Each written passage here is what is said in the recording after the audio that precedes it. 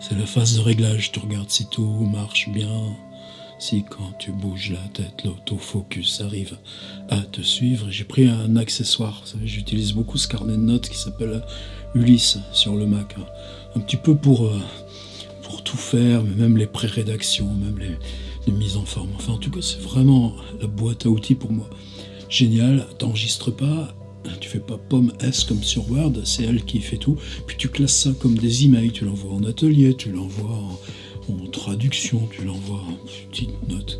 Si tu veux aussi prendre des petites notes sur le téléphone, tu les fais dans Ulysse et tu les retrouves sur ton ordi. Eh bien, c'était une phrase. La phrase, c'était en commentaire d'une vidéo, pas une vidéo là de cette série ou d'une vidéo juste sortie, c'était une vidéo sortie il y a 2-3 mois. C'était « D'habitude, les vieux qui parlent trop, je les écoute pas du tout, mais là, ah !» Donc c'était globalement un compliment. Mais le compliment, c'est « les vieux qui parlent trop ». Alors, vieux, c'est déjà un problème, moi je vais pas lui expliquer au gars, mais... Tu te bagarres dans ta tête, sur les mots, sur la mémoire, sur apprendre des trucs neufs. Et puis, y a la carcasse, comme dit une blogueuse amie. Et la carcasse, c'est pas que t'en prends pas soin, c'est que c'est plus lourd à 67 balais. Alors, les vieux, ouais, mais en même temps, t'as le calme, t'as le surplomb. C'est pas que tu as de la distance, c'est que tu te dis ça je l'ai fait. Il y a quelque chose qui remplit dans être vieux, plus être dans la bagarre. Sinon les bagarres que tu mènes vers toi. D'habitude les vieux qui parlent trop. Alors est-ce que c'est du parler trop?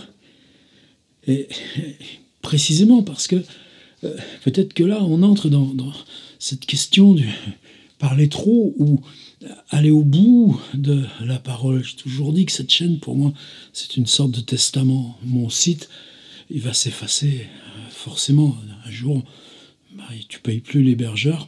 Wow, il faudra aller le voir à la BNF dans je sais pas quel robot, mais même le robot, il en prend qu'une petite partie parce que ça prend pas les choses privées, réservées. Bon, c'est très important maintenant d'avoir ces compartiments.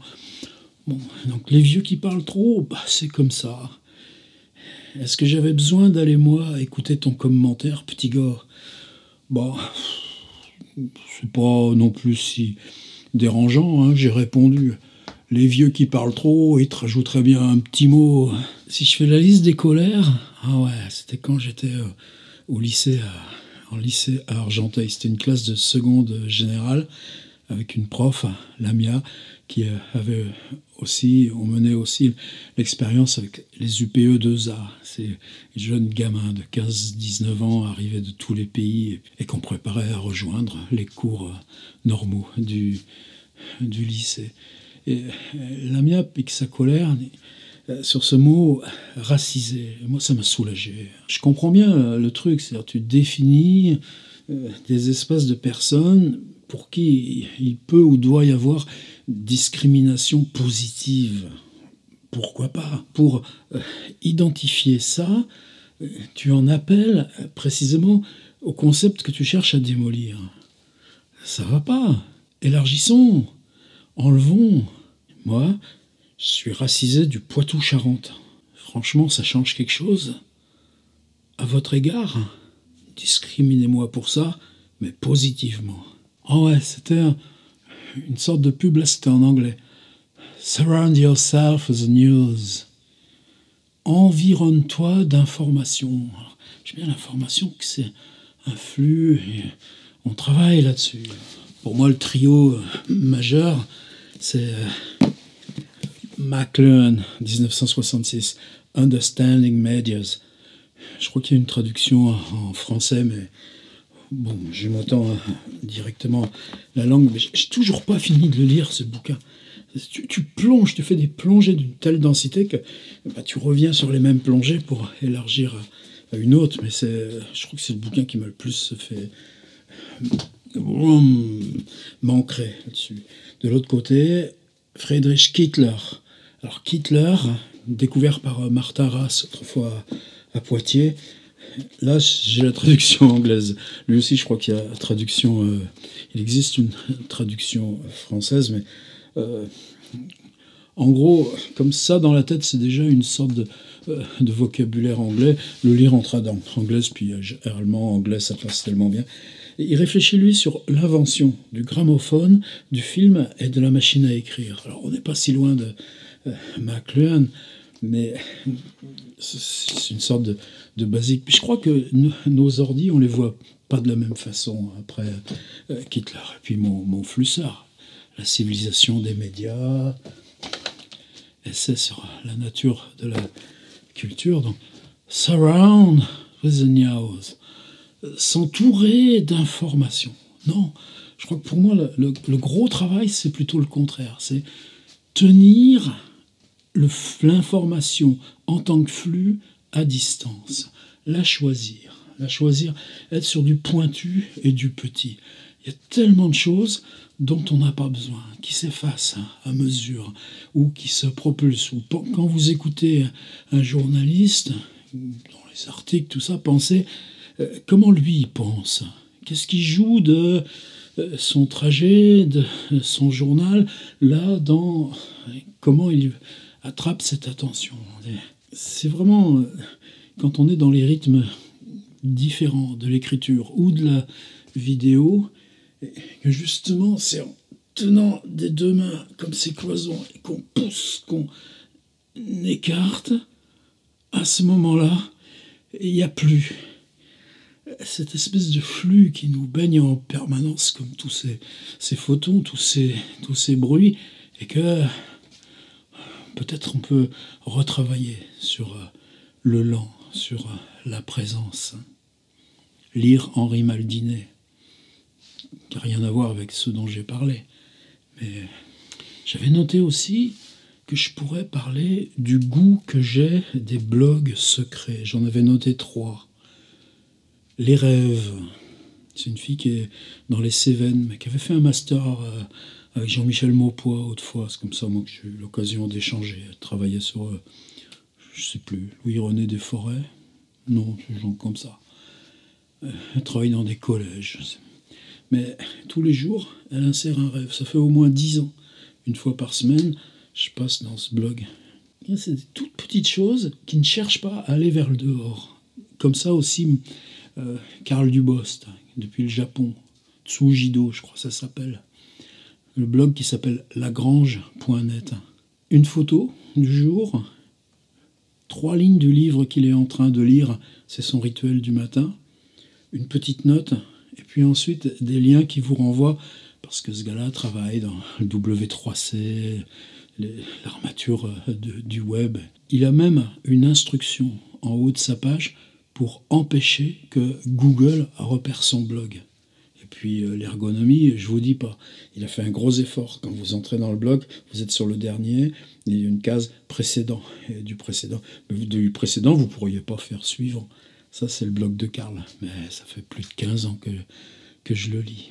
Mais c'est parce que j'avais cet espace-là dans mes pratiques de confiance au monde qui passe par la médiation de ces blogs qui regardent leur part de monde devant, mais c'est un monde intérieur ou un bout de ciel ou petit quelque chose sur le bord de mer. Mais cette respiration, comment la garder pour soi? Comment, même dans ce qu'on se bagarre ici, parce que c'est des bagarres, les questions d'atelier, les questions du numérique, les questions même de littérature, garder ce petit espace qui ne va pas au même rythme. Et ouais, j'avais besoin de me le refaire. Je vais finir juste en lisant 10 lignes. Là, dans les ateliers d'écriture, j'ai fait une proposition qui vient de Bonjour Cinéma, un livre de 1921 de Jean Epstein, dans cette collection maison d'édition qui s'appelle Édition de l'œil. On a un fac-similé de l'édition originale avec un magnifique travail graphique, typographique de 1920.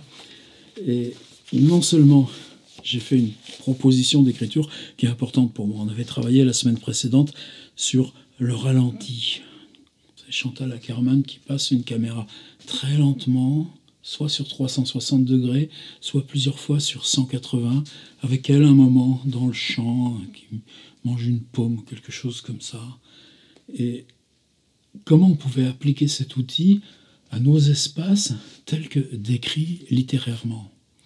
Ça, c'était la semaine dernière. Et puis là, c'est parti d'une espèce de découverte. Epstein, quand il parle du gros plan, du grossissement, il dit qu'il a une passion pour le visage, le gros plan, mais que ce qu'apporte le cinéma, c'est le gros plan en mouvement. Et il parle de Rodin avec sa sculpture du Saint Jean-Baptiste qui cherche à donner dans la sculpture immobile l'impression de la marche. Il dit, ouais, mais le cinéma, lui, soit que vous alliez toucher plus près, soit que la caméra vienne à vous et vous prenne.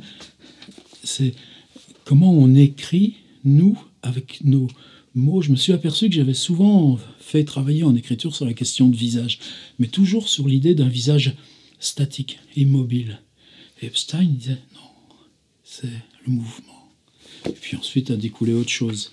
Il parle là, à un moment donné, que la supériorité du film par rapport à la littérature, le film c'est l'aventure, c'est de la naïveté, c'est de la contrainte, c'est de la mécanique, c'est justement c'est schématisation parce qu'on grossit.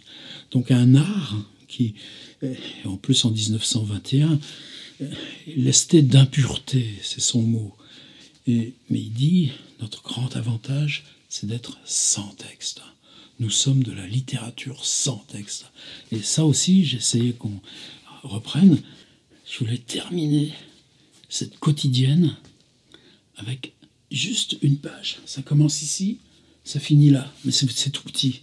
De quoi il parle? De la Bell & Howell. Il parle de la caméra. Cette irruption de la technique en tant qu'elle vous autorise l'accès à votre esthétique. Par l'instrument. Ça renvoie à la machine à écrire chez Kittler, à l'invention du téléphone chez McLuhan. Le Bell & Howell, le caméra, le Bell & Howell, est un cerveau en métal. Et toi, dit, ton cerveau, il est en métal aussi. Le Bell & Howell est un cerveau en métal standardisé. Ben ouais, on a tous les mêmes bécanes. Même moi, là. Fabriqué. Si c'est la machine qui fabrique ton instrument à sensibilité, est-ce qu'il est moins sensible? Mais ça, c'est pas une question qui existe depuis qu'en Mésopotamie, quelqu'un a taillé un roseau de biais et que, trait, triangle, on est passé de l'image dessinée à l'image schématisée de façon binaire et que cet accroissement de vitesse a provoqué le passage de l'écriture iconique à l'écriture syllabique. Ça, c'est Calvino qui a écrit là-dessus. Toujours, je reviens à cet exemple-là. Mais cette technologie, elle n'est pas d'aujourd'hui, fabriquée, répandue à quelques milliers d'exemplaires. Est-ce que toute la normalisation de nos appareils, lui, cette irruption neuve de la caméra, répandue à quelques milliers d'exemplaires, est-ce que ça empêche notre singularité à nous, au travers, qui transforme le monde extérieur à lui en art? La caméra, le Bell & Howell, transforme le monde extérieur à lui, ça c'est pas dans la chambre claire de Roland Barthes, en art. Le Bell & Howell est un artiste, et ce n'est que derrière lui qu'il y a d'autres artistes. Vous travaillez avec une instance qui est artiste comme vous derrière êtes artiste. Metteur en scène, opérateur, une sensibilité enfin est achetable et se trouve dans le commerce et paye des droits de douane comme le café ou les tapis d'Orient. Le gramophone est de ce point de vue raté ou simplement à découvrir. Oui, la question de la reproduction de la voix aussi dans les textes de Sandra. Son premier texte sur le cinéma dans New York, il parle du son d'abord, du gramophone. non. En quoi la caméra, et on est en temps du muet, 1921, outrepasse le gramophone. Il faudrait chercher ce qu'il déforme et où il choisit. Et là, écoutez ça. A-t-on enregistré sur disque le bruit des rues, des moteurs, des halls de gare? On pourrait bien s'apercevoir un jour que le gramophone est fait pour la musique comme le ciné pour le théâtre, c'est-à-dire pas du tout. Et qu'il a sa voix propre, car il faut utiliser cette découverte inespérée d'un sujet qui est objet, sans conscience, c'est-à-dire sans hésitation ni scrupule, sans vénalité, ni complaisance, ni erreur possible, artiste entièrement honnête, exclusivement artiste, artiste type. Voilà le rapport que Jean Epstein entretient avec sa caméra, son Bell et Howell. À demain, même heure.